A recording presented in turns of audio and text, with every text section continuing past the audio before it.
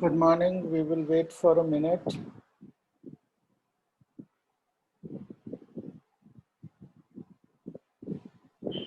Good morning, sir. Good morning. We'll wait for 1 minute.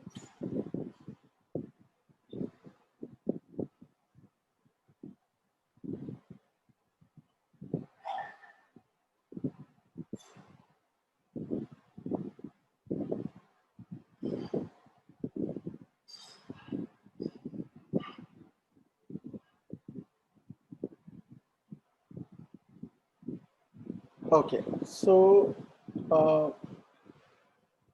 in the last class, हमने जो है basically vector क्या होता है, ठीक है, उसकी मैग्नीट्यूड होता है।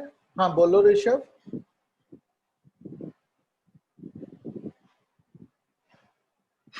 Rishabh speak up. हाँ, तो वेक्टर क्या होता है, उसकी एक मैग्नीट्यूड होती है और एक डायरेक्शन होती है और दोनों ही स्पेसिफाई करना जरूरी होता है।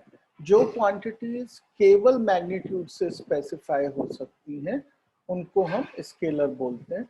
हमने इसका एक एग्जांपल कल किया कि हमने ये कुछ वेक्टर्स जिनकी की मैग्नीट्यूड और डायरेक्शन दोनों दिए गए थे in a 2 dimensional plane using the directions north east west south, हमने वो प्लॉट करे, ठीक है। This is what we did last time. Let's move forward from here, okay. तो यस तस्लीम, ओके। तो इनमें let's classify the following quantities into scalar और vector, ठीक है। तो सबसे पहला है, can somebody help me answer these questions, these are simple questions. Seconds, okay. So this is time. Time की डायरेक्शन होती है कोई जो बतानी पड़ती है या केवल क्वांटिटी बताना काफी होता है? Anybody can answer this? Sir, only quantity. So this is a scalar. Very good. This is volume, centimeter cube. So volume की कोई डायमेंशन होती है, कोई डायरेक्शन होती है या केवल क्वांटिटी बताना काफी है? Sir, quantity. Scalar. Very good. Now this Newton, right? It's not written correctly. It should have been a small n. Okay, 10 Newton. Okay, so this is the Newton is the unit of force. So force क्या होता है? Force is a vector, क्योंकि हमें ये बताना जरूरी है कि किस डायरेक्शन में फोर्स लग रही है। अब फोर्थ पे आते हैं। किलोमीटर पर आवर जो है ये यूनिट दो चीजों की होती है, ठीक है, स्पीड और वेलोसिटी, ठीक है। और हमें ये पता है कि स्पीड स्केलर है और वेलोसिटी वेक्टर है। ये चीज हम अपनी 9th स्टैंडर्ड में हमने पढ़ी हुई है, right. So even if you are from commerce तो आपने भी 9th में तो ये पढ़ी हुई है चीज। तो अब ये स्केलर क्वांटिटी है या वेक्टर, क्योंकि ये दोनों में से कोई भी हो सकती थी, ठीक है ना। तो इसमें हम इस बात से जाएंगे कि यहाँ पे कोई डायरेक्शन नहीं दी है, तो इसका मतलब ये स्पीड है। स्पीड है का मतलब ये स्केलर है। देखिए ये एक डिफरेंस देखिए इस तरह के क्वेश्चन में कि जब न्यूटन लिखा था तो भी उन्होंने डायरेक्शन तो बताई नहीं थी, लेकिन न्यूटन जो यूनिट है वो केवल और केवल फोर्स की होती है जो वेक्टर क्वांटिटी होती है, इसलिए हमने बिना सोचे वेक्टर लिख दिया। लेकिन यहाँ पे हमें थोड़ा सोचना पड़ रहा है और क्योंकि डायरेक्शन नहीं दी गई है हम इसको वेलोसिटी की जगह स्पीड लिखेंगे यानी स्केलर। नाउ दिस ग्राम पर centimetre cube is density, okay, and density is a scalar vector. Scalar. It is a scalar. Very good. Now look at this. This is again the unit for speed and velocity both, but the direction is given. So this one now is velocity and hence it is a vector. Okay. Okay. Now we did some type of vectors and this is just using those definitions. इनमें से ये जो vectors यहाँ पे draw किए गए हैं A B C और डी कौन से कोलिनियर हैं? कोलिनियर वो होते हैं जो कि पैरेलल होते हैं. इसमें कोलिनियर वेक्टर का मतलब पैरेलल होता है, ठीक है ना, जबकि लाइंस में पैरेलल और कोलिनियर दोनों अलग चीजें हो जाती हैं. इसमें पैरेलल और कोलिनियर में कोई फर्क नहीं है क्योंकि हमारे वेक्टर्स फ्री हैं, हम उन्हें पैरेलली मूव कर सकते हैं एट एनी गिवन टाइम. ठीक है, तो पैरेलल है. ठीक है, तो कौन कौन से हैं पैरेलल यहाँ पे? ए और सी. हाँ, तो A is parallel to C, we know, right? What else? See, A is also parallel to D. Okay, A is also parallel to D क्योंकि उसकी डायरेक्शन उल्टी होने से हमें पैरेलल होने पे कोई फर्क नहीं पड़ता, उसका फर्क होता है लाइक और अनलाइक पे. ठीक है, तो ये भी पैरेलल हैं और इसका मतलब ये है कि C और D भी पैरेलल होंगे क्योंकि parallel things to one another are parallel, right? It's a transitive property. तो इसका जो आंसर हम लिखेंगे वो लिखेंगे A, C and D. All are collinear. ठीक है ना, और कोई पैरेलल नहीं है. B के पैरेलल कुछ भी नहीं है. सर.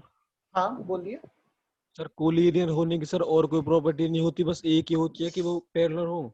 हाँ, कोलिनियर वेक्टर्स में पैरेलल और कोलिनियर जो है आप उन्हें सिनोनिम समझ सकते हैं, वो एक ही मतलब है दोनों बात का. उसका कारण है, उसका कारण ये है कि एक वेक्टर यदि यहाँ पे है, मैं उसकी डायरेक्शन और मैग्नीट्यूड बदले बिना उसको यहाँ ले जाऊं, ये तो थोड़ा लंबा बन गया, ठीक है, इतना यहाँ ले जाऊं तो भी वो वेक्टर सेम ही रहता है.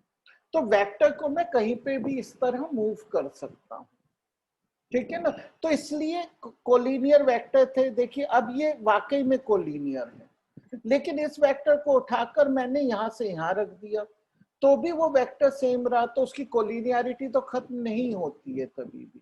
तो इसलिए पैरेलल को ही कोलिनियर कहते हैं यहाँ. ठीक है, तो A, C और D तीनों कोलिनियर हो गए.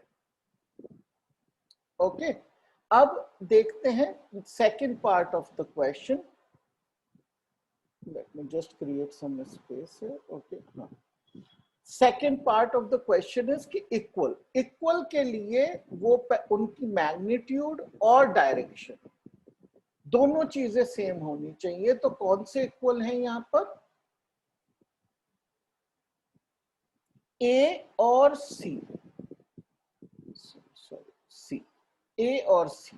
देखिए A और C एक ही डायरेक्शन में, अगर पैरेलल है एक डायरेक्शन में है और उनकी जो एक ही तरफ एरो भी है, जबकि D जो है एक तो वैसे भी 3 यूनिट्स है जबकि A और C केवल 2 यूनिट्स हैं और उसकी डायरेक्शन भी उल्टी है. वो पैरेलल है लेकिन इक्वल नहीं है, ना मैग्नीट्यूड में ना डायरेक्शन में. तो केवल A और C इक्वल है, B के इक्वल कुछ नहीं है, D के इक्वल कुछ नहीं है. So A is equal to C is the complete answer. Now let's come to the third part, which is co-initial. ठीक है, तो देखिए कोलिनियरिटी और इक्वालिटी तो हमें जज करने में कंफ्यूजन कभी नहीं होना चाहिए, ये बहुत ही इंपॉर्टेंट है. ठीक है, को-इनिशियल की कभी कभी ही हमें जरूरत पड़ती है, ठीक है, लेकिन फिर भी हमें आना तो जरूर चाहिए. तो को-इनिशियल का मतलब ये है कि जिनका स्टार्टिंग पॉइंट सेम है. तो ऐसे कौन से वेक्टर्स हैं जिनका स्टार्टिंग पॉइंट सेम है, बताइए. Sir B, C and D. Yes, ये इस पॉइंट से B भी शुरू होता है, C भी शुरू होता है और D भी शुरू होता है. तो B, C and D are co-initial. Okay, co-initial. एक किसी के भी साथ अपना स्टार्टिंग पॉइंट शेयर नहीं करता है, ठीक है। तो ये केवल हमारा डेफिनेशन यूज करने का क्वेश्चन था, सिंपल सा।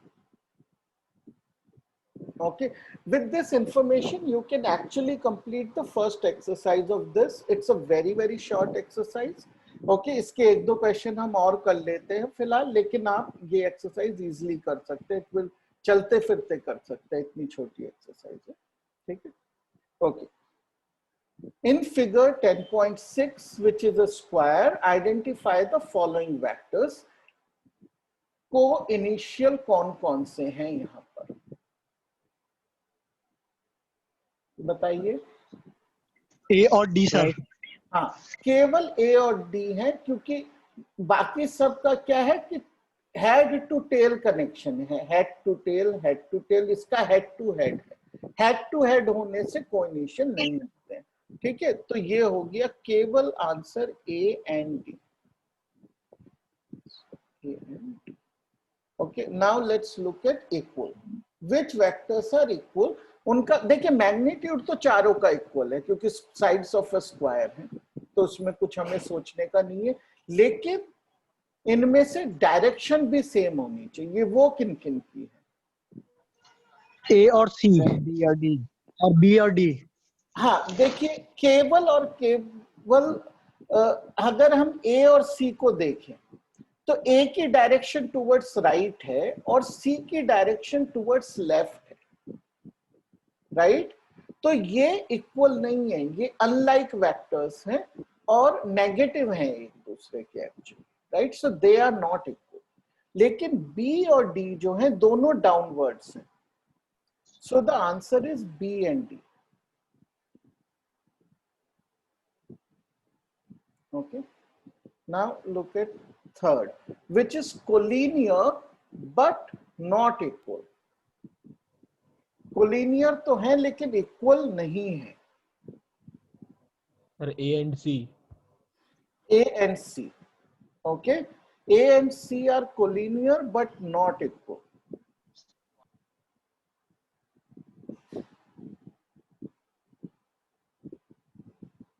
Very good. Answer the following as true or false. A and minus A are collinear. True. Right, this is true because केवल हमने उसकी मैग्नीट्यूड तो बदला नहीं है, डायरेक्शन उल्टी कर दी है, तो वो कोलिनियर है, ठीक है। Two collinear vectors are always equal in magnitude.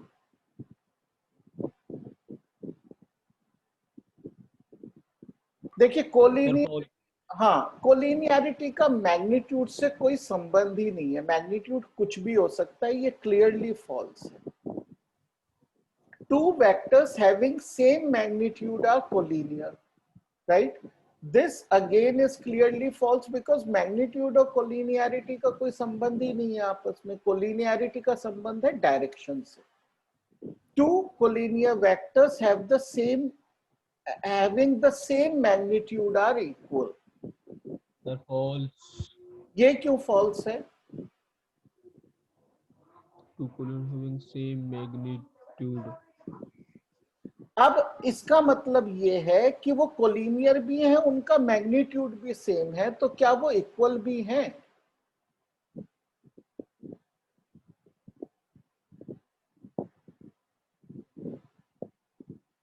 ये लगता है सही, एक्चुअली ये सही लगता है, लेकिन आंसर फॉल्स ही है। आपका आंसर सही है लेकिन रीजन भी पता होना चाहिए।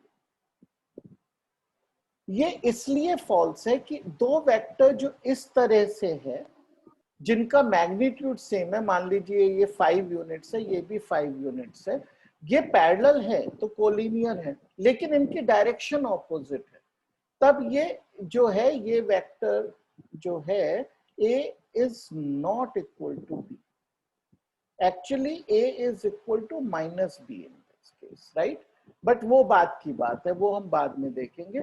ये इक्वल नहीं है, इसलिए हमेशा जरूरी नहीं है कि मैग्नीट्यूड सेम हो और पैरेलल हो तो इक्वल हो, वो एक दूसरे के उल्टे भी हो सकते हैं, अनलाइक वेक्टर्स भी हो सकते हैं। ठीक है, चलो इस और ये एक्सरसाइज बहुत ही सिंपल सी है, आप ये कर लीजिए। कोई डाउट्स हो तो जरूर पूछना। अब हम आगे चलते हैं इसके आगे वाले पार्ट पे, एडिशन ऑफ वेक्टर्स। ठीक है, अब देखिए ये पहला कारण हमें समझने का है इसमें कि आखिर हम ये सब पढ़ भी क्यों रहे हैं, आखिर स्केलर वेक्टर में फर्क क्या होता है और क्यों हम इसको पढ़ रहे हैं जब हमें अच्छे खासा स्केलर का मैथमेटिक्स आता ही है। हम इसको इसलिए पढ़ रहे हैं कि जो क्वांटिटी एक्चुअली वेक्टर क्वांटिटीज होती हैं वो क्वांटिटीज को स्केलरली ऐड नहीं किया जा सकता। ठीक है, यानी कि एक अगर हम एक एग्जांपल लें कि एक हमारे को वेक्टर क्वांटिटी पता है जो सबसे आसान होती है समझनी, वो है डिस्प्लेसमेंट, राइट। आपने 9th स्टैंडर्ड में ये चीज पढ़ी है। तो अब मान के चलिए कि कोई बॉडी है जो एक पॉइंट से दूसरे पॉइंट तक गई, लेट्स से 5 मीटर्स, फिर वो यहां से यहां तक गई, लेट्स से 3 मीटर्स। तो अब फाइनल डिस्प्लेसमेंट क्या हुआ इस बॉडी का, अगर हम स्केलर मैथमेटिक्स यूज करें तो आंसर हो जाता 5 + 3। और हम ये जानते हैं कि ये गलत है, मेजर करके देख सकते हैं कि ये गलत आंसर है। तो वहां पे प्रॉब्लम क्या है कि ये क्वांटिटीज वेक्टर हैं, उनको हम स्केलर मैथमेटिक्स उन पे अप्लाई नहीं कर सकते। तो ये किस मैथमेटिक्स को फॉलो करती हैं, तो अब हम उसके मैथ्स में आ रहे हैं। ठीक है, अभी तक हमने केवल उसकी प्रॉपर्टीज देखी है। तो सबसे पहली चीज ऑब्वियसली हम मैथमेटिक्स में जो कोशिश करते हैं सीखने की वो एडिशन। तो दो वेक्टर्स को कैसे ऐड करते हैं, ठीक है, अभी हम केवल इसका ज्योमेट्रिक अंडरस्टैंडिंग समझेंगे। तो अगर हमारे पास दो कोई भी वेक्टर्स है, मान लीजिए ये मेरे पास एक वेक्टर है वेक्टर ए, और ये मेरे पास एक वेक्टर है सर वेक्टर बी। हाँ बोलो। सर आपने जो फिगर ड्रॉ किया है सर, इसको सर पाइथागोरस थ्योरम से नहीं निकाल सकते इसका बिल्कुल निकाल डिस्प्लेसमेंट? सकते हैं, हाँ बिल्कुल निकाल सकते हैं। तो हम ऐसे पाइथागोरस से इसका आंसर निकाल सकते हैं 5² + 3²। ठीक है, √34। हाँ बिल्कुल राइट। तो हम इस तरह इसको निकाल सकते हैं, लेकिन ये स्केलर मैथमेटिक्स तो नहीं हुआ। स्केल अगर मान लीजिए डिस्टेंस होता जो स्केलर नंबर है तो आंसर सिंपल 8 हो जाता, राइट। तो ये हम जो पाइथागोरस थ्योरम लगाई है ये हम केवल एक स्पेशल केस में ही लगा पा रहे हैं, जब ये एंगल इन दोनों के बीच में 90 डिग्री है। जब कोई और एंगल होता है तो फिर हम फंस जाते हैं, हमारे पास कोई सॉल्यूशन नहीं होता, राइट। तो वो अब हम सीखेंगे कि हम किस तरह से करेंगे जब ये 90 डिग्री नहीं है तभी भी। ठीक है, तो सबसे पहली चीज है जो हमको समझनी है कि हमारे पास दो वेक्टर्स हैं, उनको हमें ऐड करना है। अभी हम ज्योमेट्रिकली देख रहे हैं केवल, फिर हम मैथमेटिकली यानी नंबर्स के साथ बाद में देखेंगे। तो इनको ऐड करने का पहला तरीका है जिसको हम बोलते हैं triangle law of vector addition. यानी कि हम एक ट्राइंगल बनाएंगे और उसकी थर्ड साइड हमें रिजल्ट देगी। वो ट्राइंगल कैसे बनाएंगे, वो ट्राइंगल बनाने के लिए जरूरी है कि एक वेक्टर के हेड से दूसरे वेक्टर के टेल को जोड़ दिया जाए। ठीक है, और ये हम क्यों कर सकते हैं, क्योंकि वेक्टर्स को हम फ्री वेक्टर्स हैं, उनको हम पैरेलली मूव कर सकते हैं। तो एक सेकेंड हम इसको उठा, let me pick up this vector. Okay, तो इस वेक्टर को हमने उठाया और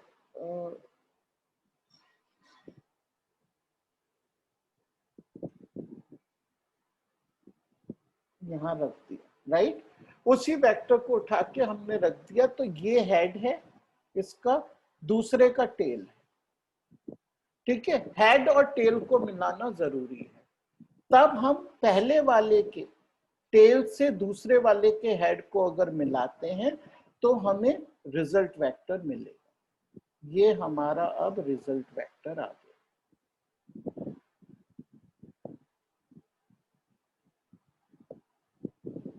ए वेक्टर प्लस बी वेक्टर।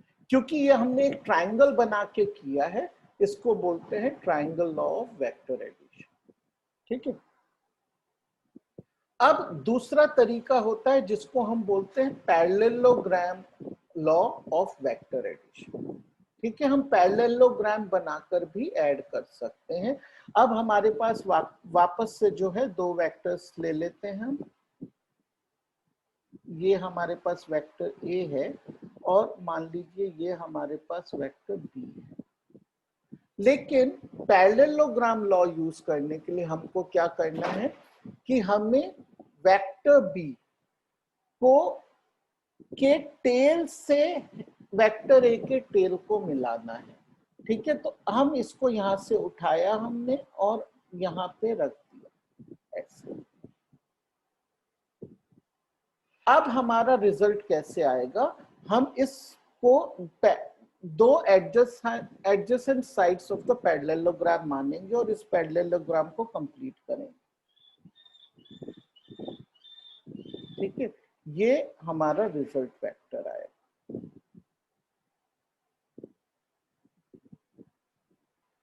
ठीक है, तो इस केस में ये हमारा रिजल्ट वेक्टर है।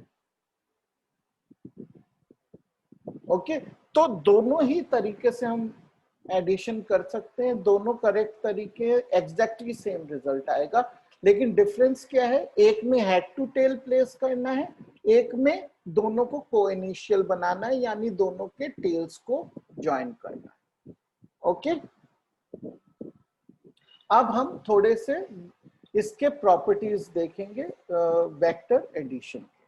ठीक है, तो वेक्टर एडिशन जो है वो कम्यूटेटिव होता है। Can somebody tell me commutative का क्या मतलब होगा? सर अगर a इंटू बी है तो b इंटू ए भी होगा।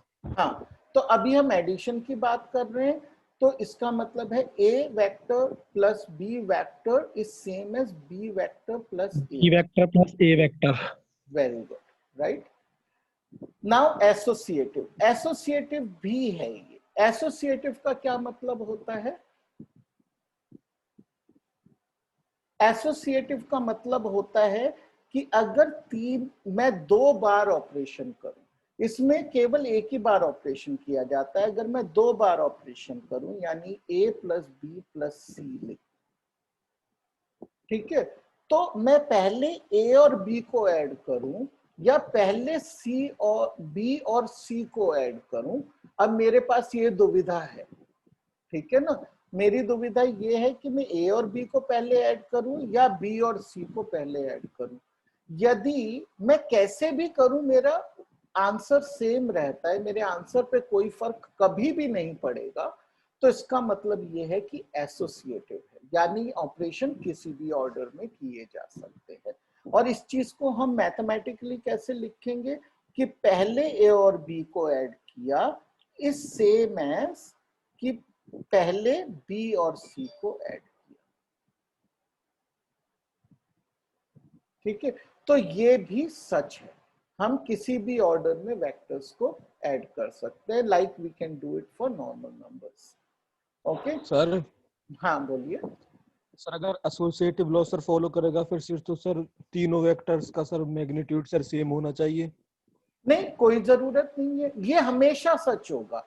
जब हम ये बोलते हैं कि एसोसिएटिव है, 100% केसेस में ये सच होगा। ऐसा कोई केस नहीं है जहां ये फेल होगा, चाहे इनका कोई भी मैग्नीट्यूड हो, चाहे ये कोलिनियर हो, चाहे कोइनिशियल हो, चाहे लाइक हो, चाहे अनलाइक हो, चाहे रैंडम डायरेक्शंस में हो, ये हमेशा सच होगा। ठीक है, तो इसलिए हम किसी भी ऑर्डर में वेक्टर्स को ऐड कर सकते हैं, और अगर a और b लिखा है तो a प्लस बी प्लस ए कैसे भी लिखने हमें कोई फर्क नहीं पड़ता। ठीक है, फिर तो ये नॉर्मल नंबर्स जैसे प्रॉपर्टीज आ रहे हैं, अभी तक कोई सरप्राइज नहीं है। Presence of additive identity. Identity क्या चीज होती है? तो एक्चुअली होती है आइडेंटिटी अवेलेबल। तो आइडेंटिटी क्या होता है?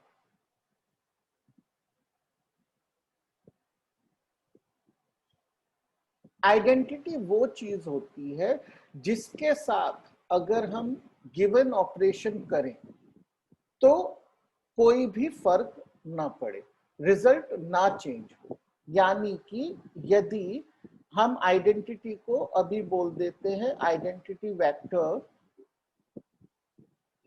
is, let's say, I is the identity vector। तो हमें ये देखना है, is there a vector so that a plus I is same as I plus a is same as a vector again। ठीक है, ये वाला पार्ट तो हमेशा सच होगा ही, पहला पार्ट, क्योंकि ये कम्यूटेटिव ऑलरेडी है, तो इसलिए ये तो हमेशा ही सच होगा चाहे कुछ भी हो। तो अब बस हमें ये देखना है कि कोई ऐसा वेक्टर है जो अगर हम वेक्टर में ऐड करें तो वेक्टर की ना तो वैल्यू चेंज हो, मैग्नीट्यूड चेंज हो, ना डायरेक्शन चेंज हो। ऐसा होता है जीरो वेक्टर। ठीक है ना, क्योंकि जीरो वेक्टर ना तो उसकी डायरेक्शन को चेंज करेगा जब हम ऐड करेंगे, ना ही मैग्नीट्यूड को चेंज करेगा। तो additive identity is zero vector. Okay, now we come to the fourth property, presence of additive, typing error है, inverse। Okay, presence of additive inverse। inverse क्या चीज होती है? इनवर्स वो चीज है कि अगर मैं उसके साथ ऑपरेशन करूं तो मेरे को आइडेंटिटी मिल जाएगी। यानी कि मान के चलते हैं, let's say the inverse is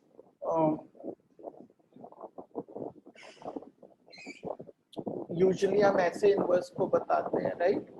तो क्या कोई ऐसा वेक्टर है कि मैं उसमें इसको ऐड करूं तो मुझे आइडेंटिटी मिल जाए, और आइडेंटिटी क्या है? Zero vector. तो कुछ ऐसा है जिससे मैं ऐड करने से जीरो वेक्टर मिल जाए मुझे, वो है negative of the vector. So additive inverse is minus minus A vector से ए को ऐड कर दीजिए तो जीरो वेक्टर आपको मिल जाएगा। तो ये प्रॉपर्टीज हैं, ये आपको आनी चाहिए। ठीक है, ये यूजुअली इंट्यूटिवली हमें पता होती है कि ये सच है, लेकिन हमें क्यों आनी चाहिए ये प्रॉपर्टीज? हमें इसलिए आनी चाहिए ये प्रॉपर्टीज क्योंकि ये हम अगर कोई प्रूफ टाइप ऑफ क्वेश्चन कभी आता है तो तब हम ये प्रॉपर्टीज जो है उसमें लिखते हैं कि reasons, right. Only with them we can complete our proofs. Okay, तो इसलिए ये प्रॉपर्टीज हमें याद होनी चाहिए for proofs and for solving problems. आपको इनका बस आइडिया होना चाहिए। ठीक है, अब हम आते हैं, एक हमने ऑपरेशन कर लिया addition of two vectors and we know two ways of doing it now, the triangle law and the parallelogram law. ठीक है, अब हम देखते हैं कि can we multiply a scalar with a vector. ठीक है, तो स्केलर को मान लीजिए हम लैम्डा से शो करते हैं, let lambda be a scalar quantity.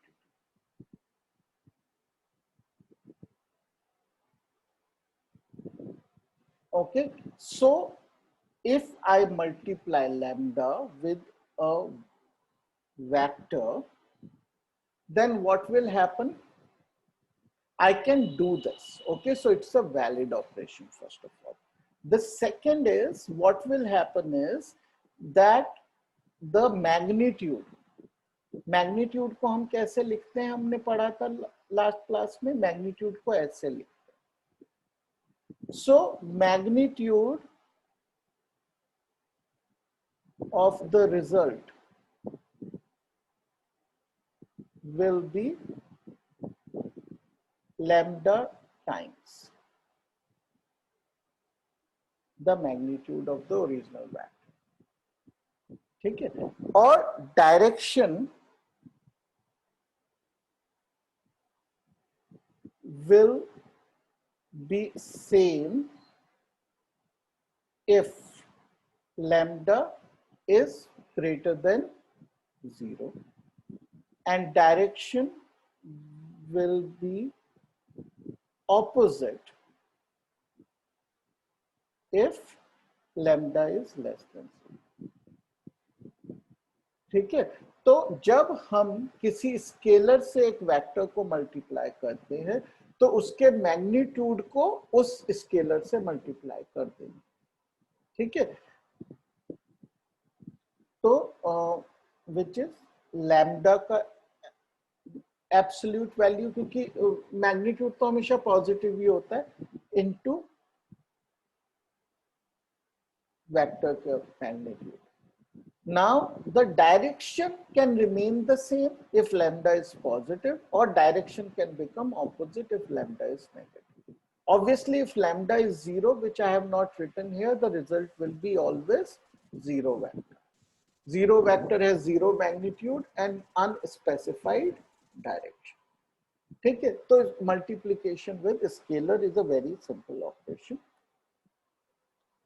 Now let's come to a very important concept, which is the unit vector concept।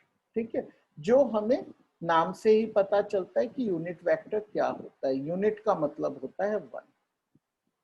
तो यूनिट वेक्टर वो होता है जिसकी की magnitude is equal to 1 unit. ऐसा कोई भी वेक्टर जिसका मैग्नीट्यूड 1 यूनिट है वो जो है यूनिट वेक्टर कहलाता है। अब क्वेश्चन क्या है कि हमारे पास एक वेक्टर है ए वेक्टर, और इस वेक्टर की डायरेक्शन में हमको एक यूनिट वेक्टर ढूंढना है। हाँ बोलो विकास, बोलो।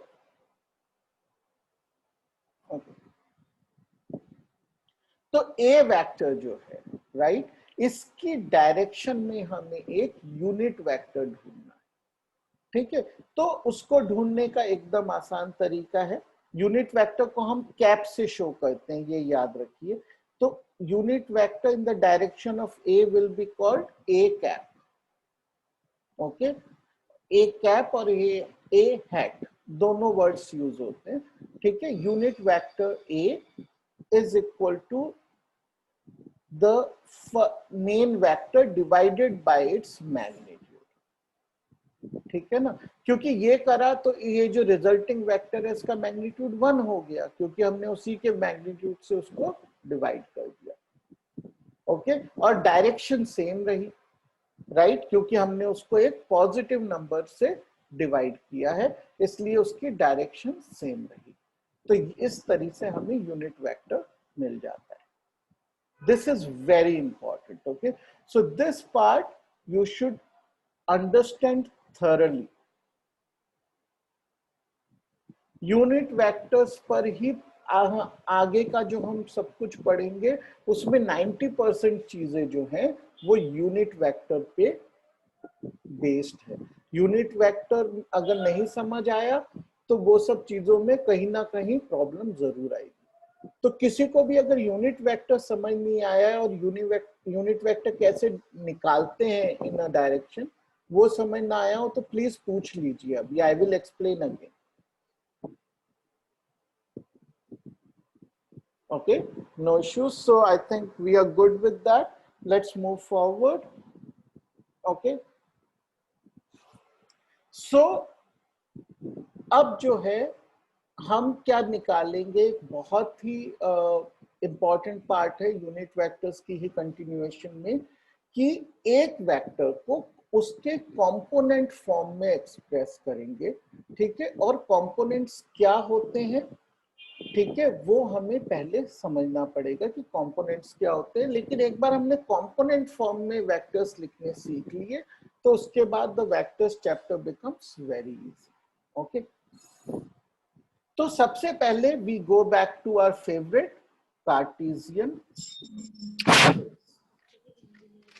Okay, we go back to the Cartesian space. 20 के नहीं थे 20 के Okay, Vikas, do you want to say something? If not, अरे please कति mute क्रॉल yourself. कर 3 नहीं है कोई बस 60 3 मोबाइल 60 हो जाएंगे 50 Vikas, there is background noise. Please mute yourself. Okay. तो सबसे पहले क्या है कि ये हमारे एक्सीज हैं। एक्सीज क्या होते हैं? They are all at 90 degrees and they follow the right hand rotation rule, right hand screw rule, right? So x is to y is to z, right? Now let's see, there we define a unit vector in the direction of x and the name we give it is I cap. ठीक है? So I is in the direction of x. This is fixed, right? ये ऐसा नहीं है कि let's assume, ये नाम universal है, एक बार हमें हमेशा यही नाम यूज करना। तो x की डायरेक्शन में यूनिट वेक्टर होता है I hat. In the direction of y it is j hat or j cap. Okay, in the direction of z it is k cap. Okay, I cap, j cap, k cap. Okay, ये तीनों unit vectors हमें पता होनी चाहिए कि कौन कौन से हैं। अब जो है हम क्या करेंगे, अपने जो भी हमारा वेक्टर है, राइट, हमारा कौन सा है वेक्टर? पोजीशन वेक्टर्स की अभी तक हमने बात की है कि कोई भी पॉइंट था हमारे पास स्पेस में x1, y1, z1, वो पॉइंट यहां था। ठीक है, तो अब हम उस पॉइंट को, इस पॉइंट को लिया हमने, ओरिजिन को लिया और इसको यूज करके क्यूबॉइड बना दिया, right? So now we can see कि इसका जो x डायरेक्शन की लेंथ है, राइट, वो है x1, जो y डायरेक्शन की लेंथ है वो है y1 और जो z डायरेक्शन की लेंथ है वो है z1। इसी तरह हम पॉइंट्स को प्लॉट करते हैं, ये तो हमारे लिए कोई नई बात नहीं है। अब अगर मैं इसको एज अ वेक्टर लिखना चाहूं तो कैसे लिखूंगा? मैग्नीट्यूड है इसका x1 और डायरेक्शन है x की डायरेक्शन में, तो इस वेक्टर को, जो ये वेक्टर यहाँ पे है, ठीक है, इस वेक्टर को मैं लिखूंगा x1 I cap. x1 gives me the magnitude and I cap gives me the direction.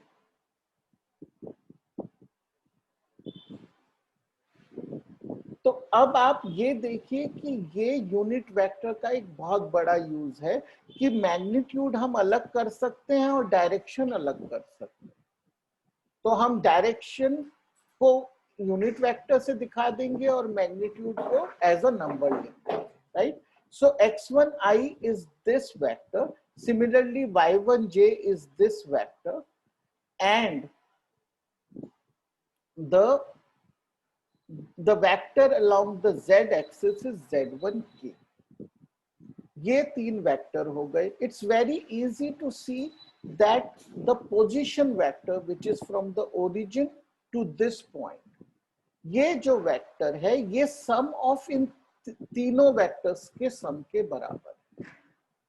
ठीक है, वो आप करके देख सकते हैं। देखिए हमें एक प्लेन में करना आता है तो हम वही करेंगे कि ये वाले इन दोनों को ऐड करेंगे तो एक रेक्टेंगल बना लिया हमने, which is the face of this, one face of this cuboid, और उसका डायगोनल जो है वो हमें रिजल्ट वेक्टर दे देगा x1 i cap plus y1 j cap, right?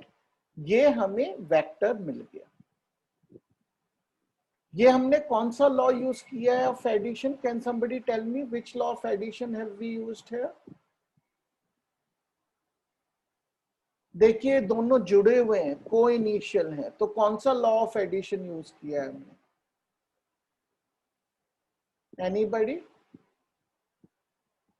देखिए जुड़े हुए और हमने एक रेक्टेंगल कंप्लीट किया, यानी parallelogram law of addition use किया है।